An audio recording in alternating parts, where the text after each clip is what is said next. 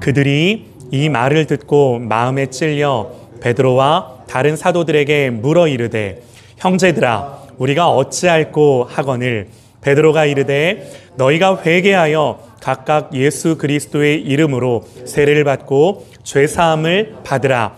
그리하면 성령의 선물을 받으리니 약속은 너희와 너희 자녀와 모든 먼데 사람 곧 하나님이 얼마든지 부르시는 자들에게 하신 것이라 하고 또 여러 말로 확증하며 권하여 이르되 너희가 이 패역한 세대에서 구원을 받으라 하니 그 말을 받은 사람들은 세례를 받음에 이날에 신도의 수가 3,000이나 더하더라. 아멘. 아멘.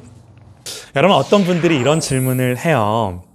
아니 우리가 예수를 믿으면 성령님 이미 내 안에 계신데 왜 자꾸 성령님을 구하냐? 이미 우리 안에 계신데 성령님 이미 오셨는데 왜 자꾸 기도할 때도 성령님 오시옵소서, 성령님 충만케 하시옵소서, 성령님 정말 나를 주장하고 다스려 주옵소서, 왜 자꾸 이미 성령님 와 계신데 그렇게 자꾸 요구를 하냐?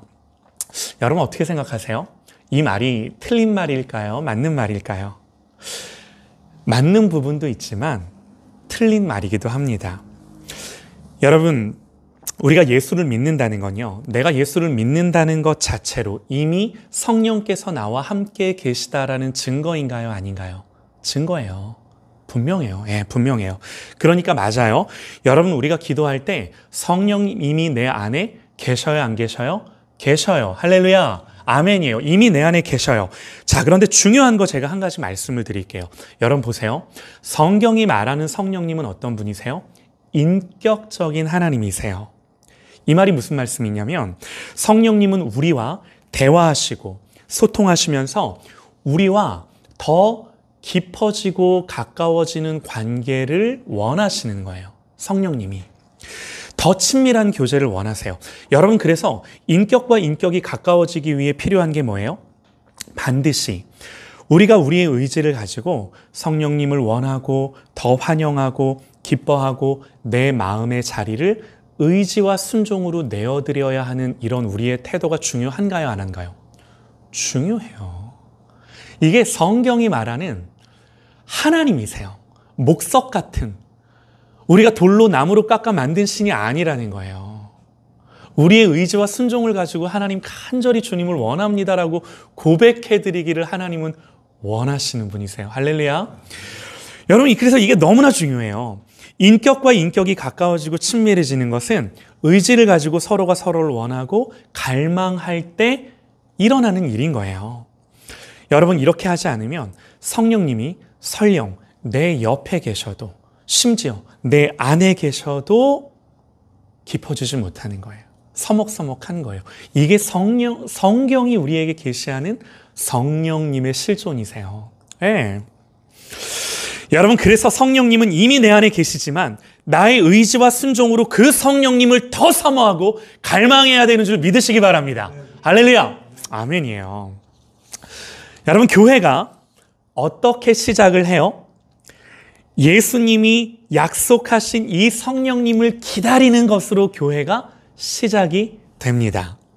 여러분 어떤 사람들 그래요. 아니 오순절날 이미 성령님이 오셨는데 이미 오순절날 성령님이 오셨기 때문에 더 이상 그때처럼 그 성령님을 기다리고 그 성령님이 오게 해달라고 우리가 더 이상 기도할 필요가 없다라고 말하는 사람들이 있어요. 이미 오신 성령님을 왜 자꾸 오시라고 말하냐고. 성령 강림은 일회적인, 단회적인 사건이라고. 여러분 신학적으로 성령님의 오시는 이 사건은 반복되지 않습니다. 이미 오셨어요. 할렐루야. 이미 오신 거예요. 이미 오신 거예요. 맞는 말이야. 맞는 말이에요. 틀리지 않아요. 그런데 여러분 같은 원리가 적용돼야 돼요. 성령님이 이미 오셨지만 오신 그 성령님을 우리는 여전히 환영하고 사모하고 존중히 여기고 성령님의 같이 있음을 우리가 마음을 다해 표현하며 그 성령님을 사랑하고 갈망해야 하는 것입니다. 여러분 인격과 인격은요 그래야 더 친밀해지고 가까워지는 거예요. 너무나 당연한 말 아닌가요? 네, 너무나 당연한 말. 여러분 한 번 더 여쭤볼게요. 여러분 성령님 사모하십니까? 아멘. 이거보다 중요한 일이 없습니다. 이 성령님을 사모함. 여러분 이게 교회의 시작이었고요. 그리고 교회가 성도됨, 교회됨을 지켜가는 가장 중요한 것은 계속해서 성령님을 사모하며 성령님과 더 친밀해지고 가까워지는 것이 아니면 절대로 교회는 교회 될 수 없고 성도는 성도 될 수 없는 거예요. 자, 성령님은 예수님의 이 성령이 오시겠다는 약속을 믿고 기다리던 그들에게 오셔서 그들 가운데 역사하셨습니다. 이제 아실 거예요. 여러분 성령님이 처음 오셨을 때 구체적으로 어떻게 역사하셨어요? 다른 것이 아니라 말씀을 풀어내셨어요. 말씀으로 조명해 주셨고 말씀을 해석해 주셨고 말씀으로 구체적으로 해야 할 일들을 가르쳐 주셨어요. 베드로가 기도하던 중에 일어나서 했던 말 다들 아실 겁니다.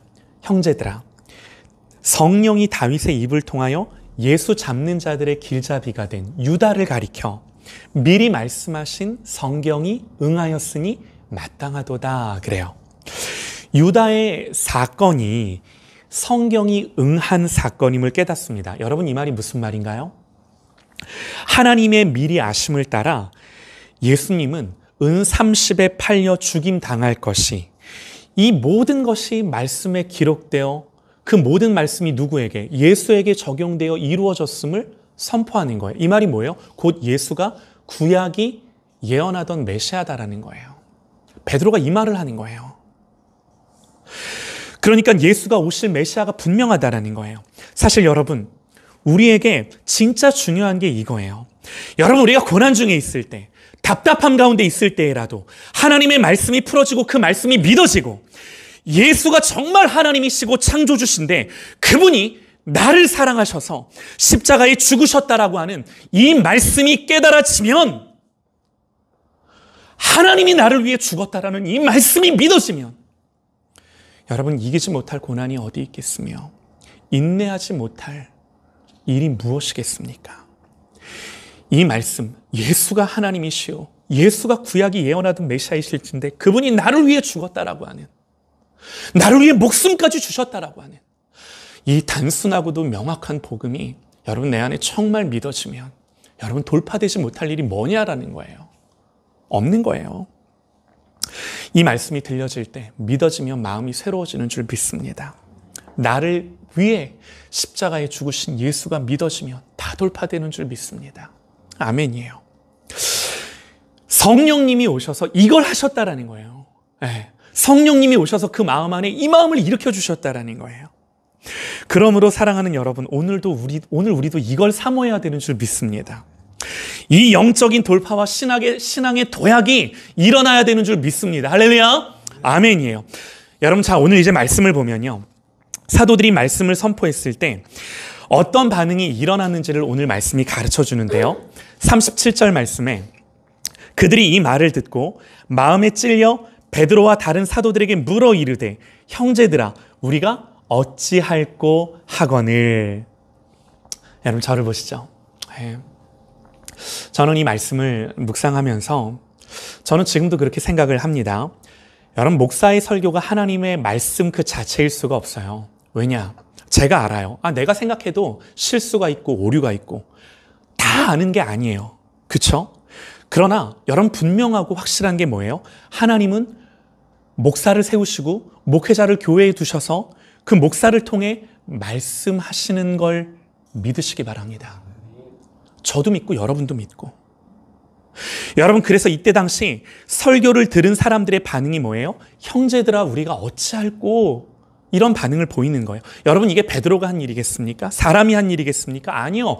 하나님이 베드로를 통해 말씀을 전하게 하셨고 그 말씀 속에 성령이 역사하셔서 그 말씀을 들은 자들이 뭐라고 반응하는 거예요? 형제들아 이 말씀을 들어보니 우리가 도대체 어떻게 이 하나님의 진노와 하나님의 심판을 피할 수 있을까를 얘기했다라는 거예요. 여러분 하나님이요 이 말씀을 읽으면서 저에게 이제 적용을 해보는 거죠. 저를 목회자로 불러주셨는데 말씀을 전하는 자로 불러주셨는데 이 본문을 보면서 그런 생각이 들어요. 야, 설교는 이런 거구나.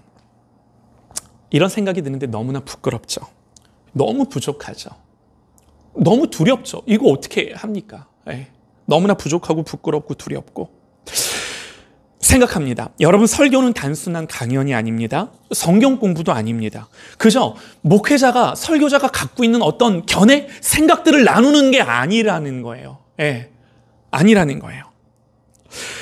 하나님은 설교라는 이 미련해 보이는 방법을 통해서 지금도 여전히 하나님은 하나님의 말씀을 이 시대 가운데, 우리 가운데 선포하고 듣게 하시는 줄 믿으시기 바랍니다. 아멘. 이게 여러분, 설교하는 자도 이걸 믿고 설교를 듣는 자도 믿어야 되는 줄 믿습니다. 하나님의 방법이에요. 여러분, 설교는요, 죄인을 부르시고 구원하시는 하나님의 방법입니다. 할렐루야. 맞아요. 여러분, 맞아요. 저도 동의해야 되고요. 저도 이거 믿고 설교 준비해야 되고요. 여러분도 이거 믿고 설교 들으시는 거예요. 그러니 여러분, 이 예배가 얼마나 중요한 시간입니까? 여러분 보세요. 우리가 함께 나누는 것도 참 중요해요. 안 중요하지 않아요. 그러나 여러분 또 이 말씀을 듣는, 이 말씀이 선포되는 이 시간이 얼마나 이 성경적으로 중요한 시간이냐라는 거예요. 맞아요. 여러분, 오늘 저는 이 말씀을 보면서 다시금 우리 시대에 하나님이 설교자를 세우시고 목회자를 세우셔서 이런 사도행전의 은혜가 임하는, 하나님 다시금 그런 시대가 도래하며 그런 은혜가 임하는, 이 은혜가 있기를 간절히 사모하고 갈망해야 되는 줄 믿습니다. 우리가 말씀 보면서 이거 사모하고 갈망해야 되는 거예요. 여러분, 사모하고 기도해 주세요. 하나님의 교회에 이런 말씀의 종이 세워지고, 그래서 교회에 하나님의 말씀이 들려지고 성도들이 그 하나님의 말씀을 듣고. 여러분, 교회에 이거보다 중요한 게 무엇이겠습니까? 저도 사모하고 여러분도 사모하고. 할렐루야. 아멘입니다. 자, 다시요. 오늘 말씀을 보니까요, 형제들아 우리가 어찌할꼬, 말씀을 들었을 때 사람들의 반응이 그러했어요. 자, 우리가 어찌할꼬 탄식하는 이들을 향해 베드로가 뭐라고 말해요? 이제 이 말이 참 중요해요. 베드로가 이렇게 말을 하는 거예요. 너희가 어찌할꼬 탄식하는데 탄식만 하지 말고 너희가 회개하여 예수 그리스도의 이름으로 세례를 받고 죄사함을 받으라. 그리하면 성령의 선물을 받으리니. 이제 이렇게 답을 주는 거예요. 여러분, 우리가 이 구절을 한 주간 동안 묵상했는데, 여러분, 이 말씀에, 제가 요절로 드린 이 말씀에 구원의 핵심적인 요소들이 다 담겨져 있어요.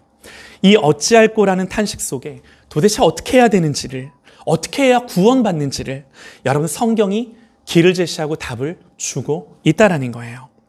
여러분, 성경이 뭐라고 답을 해요? 어찌할꼬 탄식하는 그들에게 성경이 뭐라고 답을 주고 있어요? 성경은요, 어디 가까운 교회에 좀 출석해보라고 이렇게 말하지 않아요. 마음을 고쳐먹고 앞으로 네가 정말 도덕적으로 정말 열심히 결단하며 살아보라고 이렇게 말하지 않는다라는 거예요. 성경 뭐라고 말한다고요? 회개하고 세례를 받으라는 명령과 함께, 그러면 죄사함을 받게 되고, 중요한 거 성령의 선물을 네가 받게 된다라고 약속하고 있다라는 거예요. 사랑하는 여러분, 저를 보세요. 여러분, 제일 먼저 언급되는 게 뭐예요? 회개예요. 회개해라.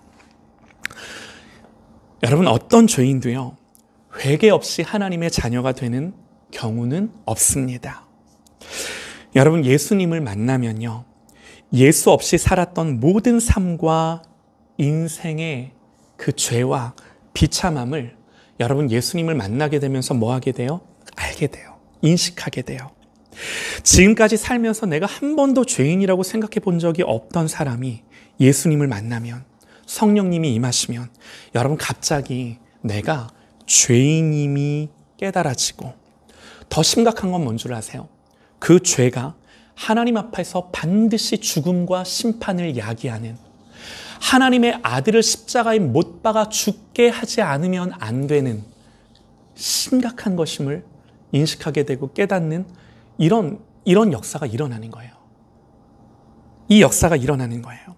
그러면서 예수님이 내 죄를 위해 죽지 않으면, 나는 그 어떤 구원의 방편도 내 속에 내 스스로가 이루어갈 수 없는 이 절대적인 절망감과 절박함을 알게 되는 거예요. 그러면서 예수님이 나를 위해 죽으셨다는 사실이 믿어지고 이것만이 구원의 길임이 내 안에, 내 속에 믿어지는 거예요. 사랑하는 여러분, 여쭤볼게요. 여러분들 안에 누구 다른 사람들이 보든 안 보든 내 안에, 내 속에 내가 정말 이런 경험이 있는가? 그리고 이런 회개가 지금도 계속해서 내 삶 가운데 일어나고 있는가? 여러분, 십자가의 은혜가 어제만이 아니라 오늘도 내 안에 새로우신가요? 여러분, 회개는요, 그리스도인이 될 때만 일어나는 이례적인 사건이 아니에요. 성경 절대로 그렇게 말하지 않아요. 회개는요, 그리스도인의 삶 속에서 정말 죽는 그날까지 계속해서 예수 앞에서 반복적으로 일어나야 되는 사건임을 우리에게 가르쳐 줍니다. 여러분, 회개 없는 죄사함은 없어요. 여러분, 이게 무슨 말일까요? 여러분, 물론 죄사함의 근거는요, 오로지 예수님의 십자가의 죽으심이지만 그 죄사함이라고 하는 것은 반드시 이 회개라는 사람의 의지적이면서도 성령님의 역사를 통해 죄인에게 죄사함이 주어지는 거예요. 이게 성경이 말하는 죄사함의 원리예요. 여러분, 우리의 죄사함의 근거는 오로지 예수님의 십자가입니다. 그러나 예수님의 십자가의 은혜가 주어지는 방편이 뭐예요? 어떻게 그 은혜가, 그 효용이 우리에게 적용되는 거예요? 다른 것이 아니라 오직 회개라는 의지적인 순종, 성령님의 역사, 이걸 통해 여러분 죄사함의 은혜가 우리에게 부어진다라고 성경이 우리에게 가르쳐 주는 거예요. 여러분, 중요한 거 하나 말씀드릴게요. 여러분, 절대로 인간이 회개하지 못해요. 아까 우리 나눔 가운데도 그런 말씀들을 좀 해주셨는데, 회개하고 싶은 마음이 없을 뿐만 아니라 설령 회개하고 싶다라는 마음이 혹 있을지라도 여러분, 회개가 나올까요? 사람에게? 스스로 회개할 수 있을까요? 스스로 돌이킬 수 있을까요? 내가 뭘 잘못했는지 탄식하며 하나님 앞에 아파할 수 있을까요? 그저 피상적인 내가 뭐 잘못했고 그런 고백들은 할 수 있을지 모르나 정말로 예수 앞에서 내 죄가 하나님의 아들을 못 박아 죽게 하지 않으면 안 되는, 그렇게 하나님이 심판받지 않으면 안 되는 심각한 죄임을 깨닫고 내 안에 그 죄가 있음을 혐오하며 싫어하며 미워하며 내가 그런 죄인이구나라고 하는 것들이 너무 깨달아져서 정말 우리 흔히 하는 표현대로 통회하고 자복하는 이 역사가 인간 스스로 할 수 있냐라는 거예요. 아니에요. 성령님이 역사하시는 거예요. 성령님이 오셔서 죄를 깨닫게 하시고 죄를 혐오하게 하시고 그 죄가 미워지게 하시고 죄가 얼마나 심각한 건지를 알게 하시고 나의 죄가 예수를 십자가에 못 박아 죽게 했다는 사실을 알게 될 때 통곡하게 하시고 아파하게 하시고 슬퍼하게 하시고, 여러분, 분명한 게 뭔지 아십니까? 제가 단언할 수 있는 게 뭔지 아십니까? 여러분, 우리에게 이 과정이 없다면, 이 과정이 없이는 그리스도인이 되는 경우는 없다라는 거예요. 이게 성경이 우리에게 말해주는 거예요. 예외는 없습니다. 절대로 없습니다. 교회는 다닐 수 있어요. 예수 믿는다라고 착각할 수는 있어요. 그러나 여러분, 이 과정이 없이 그리스도인이 되는 경우는 단 한 경우도 없습니다. 네. 그래서 여러분, 오늘 이 사도행전의 청중들이, 이 시대의 청중들이 말씀을 들었을 때 이 마음에서 죄에 대한 인식이 새로워지자 어떤 탄식이 나와요? 우리가 어찌할꼬, 우리가 어찌할꼬. 이 어찌할꼬라는 탄식이 있으셨나요? 어떡하지? 정말 어떡하지? 나에겐 소망이 없는데, 나는 절망적인데. 여러분, 이 어찌할꼬라는 탄식 앞에 베드로는 뭐라고 말한다고요? 좀 열심히 살아라, 똑바로 살아라가 아니라 회개하고 예수 그리스도의 이름으로 세례를 받으라 말해요. 여러분, 세례가 뭔가요? 세례는요, 내가 회개했고 죄사함을 받은 것에 대한 외적인 표현입니다. 내적으로 회개하고 외적으로 세례를 받음으로 그리스도인이 되는 거예요. 여러분, 그래서 세례는 내가 하나님 앞에 회개했음을, 예수가 나의 구원자이심을 온 교회와 증인들 앞에 공표하는 의식이에요. 여러분 보세요. 이런 거예요. 우리가 결혼할 때 결혼식을 안 해도, 결혼식을 안 하고도 사실혼 관계를 맺고 혼인신고하고 살아갈 수 있지만 여러 사람들과 증인들 앞에서 여러분들 이제 우리 결혼했습니다. 결혼합니다. 축복해 주세요. 공표하는 여러분 이 결혼식이 중요한 것처럼 세례는 그러한 거예요. 그리고 베드로가 끝으로 말하는 게 뭔가요? 그렇게 회개하고 세례를 받으라. 그리하면 약속이에요. 성령의 선물을 받으리라. 성령을 선물로 받으리라. 둘 다 맞아요. 사랑하는 여러분, 성령을 선물로 받지 않는 구원은 존재하지 않아요. 성령의 선물이 주어지지 않는 구원은 없어요. 우리가 구원받는다라는 건 무조건 절대적으로 성령을 선물로 받는 것이고, 우리가 구원받는다라는 것은 반드시 성령의 선물이 우리에게 주어진다라는 거예요. 할렐루야, 아멘이에요. 반드시 우리의 구원은 그렇다라는 거예요. 이게 성령의 말씀이에요. 여러분 생각해 보세요. 우리가 구원받고 그리스도인이 된다는 것 자체가 성령의 역사예요. 성령의 역사가 아니면, 정말 성령이 선물로 주시는 것이 아니면 여러분 절대로 그리스도인이 된다는 게 불가능해요. 여러분 다시요. 구원이 뭔가요? 내가 구원받는다라는 게 뭔가요? 여러분 구원은요, 여러분들이 뭔가를 하시는 게 절대로 아닙니다. 구원은 오직 예수가 나를 위해 뭘 했느냐예요. 나와는 관계가 없어요. 내가 잘했든 못했든 내 안에 근거가 눈꼽만큼도 없어요. 나에게는 아무런 원인도 근거도 없이 내 밖에서 내가 정말 죄인일 때 그저 예수가 나를 사랑하셔서 나를 위해 예수가 무슨 일을 하셨는지만이, 여러분 이것만이 우리의 구원이에요. 이것만이 우리의 구원의 근거예요. 이것만 중요해요. 그래서 복음이에요. 여러분 복음은요, 사람이 행하는 어떤 일이 아닙니다. 복음은요, 우리에게 행해진 일이에요. 우리가 한 일이 아니라 그저 우리에게 일어난 일이에요. 오순절날 성령께서 임하셨고, 여러분 베드로는 성령의 충만함을 받아 말씀을 선포했습니다. 설교를 했습니다. 그리고 그 설교를 들은 청중들에게 어떤 일이 일어났어요. 어떤 일이 일어났어요? 그 말씀을 듣더니 우리가 어찌할 거라는 탄식의 일이 일어난 거예요. 형제들아 우리가 어찌할 거. 성령님은요, 설교를 듣는 그 청중들을 향해 죄를 책망하셨고, 죄가 무엇인지를 깨닫게 하셨고, 그러자 하나님의 심판이 보이기 시작했고, 내 죄가 예수를 못 받게 했다라는 그 십자가 아래서 나의 죄를 인식하기 시작했고, 그러다 보니 야 내가 좀 더 열심히 해야겠구나, 이 정도 수준이 아니라 어찌할 거라는, 나에게는 절망밖에 없다라는 탄식이 그들에게 일어난 거예요. 이게 뭐예요? 성령이 그들에게 하신 일이세요. 예수 그리스도가 아니면 구원받을 길이 없음을 알게 하셨고, 여러분 생각해 보세요. 지금 이 사도행전에 기록되는 이 모든 일들은 그들이 뭔가를 한 일이 아니라 처음부터 끝까지 그들에게 일어난 어떤 일 아닌가요? 생각해 보세요. 정말 생각해 보세요. 말씀을 놓고 생각해 볼 때 그들이 뭔가를 한 일이 아니라 정말 처음부터 끝까지 예수가 십자가에 달려 죽으시고 그 이후에 성령께서 그 십자가의 복음을 그들에게 전하셨고, 그들의 마음이 깨달아지게 하셨고, 어찌할 거라는 탄식이 나오게 하시면서 지금 성령께서 이 구원을 이루어 가시는, 그들에게 뭔가를 해주고 있는 이런 일들이 이 말씀 속에 그대로 기록되어 우리에게 보여지는 거예요. 여러분 구원이 뭐예요? 구원은 그야말로 하나님이 하시는 일이세요. 하나님이 하시는 일이세요. 이때 우리가 오늘 말씀을 보면 이 말씀을 들은 청중들은요, 구경꾼이 되거나 여전히 자기 생각을 고수하는 방관자가 될 수 없었습니다. 그들은 마음의 찔림을 받았고요. 물론 거기에 있던 사람들은 더 많았을지 모르나 어떤 이들은 찔림을 받았고요. 자기의 영혼이 큰 곤경에 처했음을 알기 시작했고, 하나님의 진노와 심판이 닥쳤음을 인지합니다. 그런데 이걸 해결해 주실 분이 누구시라고요? 오직 예수 그리스도. 그래서 이 예수 앞에 뭐 하라는 거예요? 회개하고 네 죄가 해결되었음을 공표하며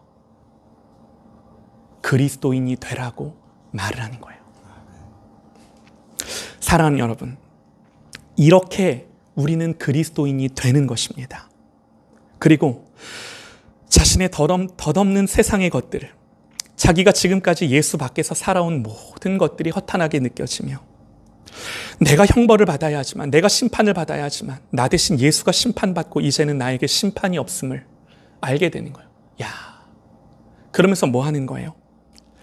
그러면서 자기의 존재가 무너지고 자기의 존재가 흔들린 사람들, 그래서 이제는 예수 없이 나는 존재할 수 없고 예수 없이 살아갈 수 없음을 깨달은 자들, 이게 뭐라고요? 그리스도인. 이게 그리스도인. 여러분, 이제 말씀을 마치는데요, 저에게도 여러분들에게도 여쭤볼게요. 우리는 성경이 기록하는 이런 그리스도인인가요? 나에게 질문 한번 해보셔요. 이 말씀 앞에서 정직하게, 나는 이런 그리스도인인가? 다시요. 저와 여러분에게 이런 일이 일어났는가? 우리의 마음에 내 모습을 보며 내 존재를 보며 어찌할 거라는 탄식이 있는가? 예수 없이 살았던 삶, 하나님 앞에서 내 죄가 예수를 죽게 할 수밖에 없는 이 죄가 하나님 앞에 그러한 죄임을 인식하고 깨닫고 절망하며 탄식하며 예수 외에는 내가 살 길이 없구나 라는 걸 깨닫고 돌이키며 이제는 내가 예수 안에서 사는구나, 예수 안에서만 존재하는구나, 이 고백이 있는가? 여러분, 아무도요 스스로 결심했다고 그리스도인이 될 수 없습니다. 누구든지 그리스도인이 되기 위해서는 제가 방금 말씀드린 이런 말씀들, 이런 일들이 우리 안에 일어나야 하는 것입니다. 여러분, 이게요 오늘 사도행전이 말하는 그리스도인이에요. 베드로 사도가 이렇게 말을 합니다. 너희가 회개하여 예수 그리스도의 이름으로 세례를 받고 죄 사함을 받으라. 그리하면 성령의 선물을 받으리니. 사랑하는 여러분, 우리의 인생에 이 말씀, 성령의 선물을 받는 것보다 더 값진 게 무엇이겠습니까? 우리의 인생에 이거보다 더 시급하고 급한 일이 무엇이겠습니까? 그리스도인이 된다라는 것은 성령의 선물을 약속대로, 말씀 그대로 받는 것입니다. 오늘, 내일 우리가 살아가는 그야말로 모든 순간 우리의 죄가 날마다 하나님 앞에 고백되어지며 예수 앞에 날마다 나는 중노라는 바울의 고백처럼 내가 십자가에 못 박히고 예수가 내 안에 살아, 이 말씀이 믿어지며 하나님의 모든 언약이 그대로 내 심령 가운데 훅 들어와 이 말씀의 소망을 가지고 예수 안에서 예수의 생명으로 살아가는, 이 성령의 선물을 가지고 살아가는 저와 여러분 되시기를 주님의 이름으로 축원합니다. 할렐루야.